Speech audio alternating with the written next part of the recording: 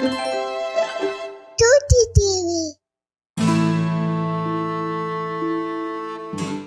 एक दफा का जिक्र है कि एक दर्जी अपनी दुकान में बैठा कपड़े सी रहा था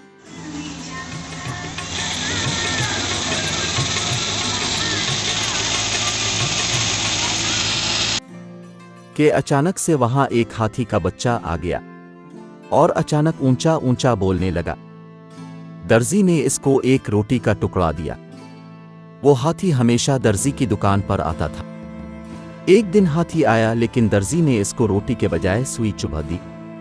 हाथी भाग गया। अगले दिन हाथी फिर आ गया लेकिन उसकी सूंड कीचड़ से भरी हुई थी और उसने अपनी सूंड से कीचड़ दर्जी के कपड़ों पर फेंक दिया। दर्जी के सारे कपड़े खराब हो गए। दर्जी सर पकड़कर रोने लग गया। इस कहानी से हमें सबक मिलता है कि जैसा करोगे वैसा भरो।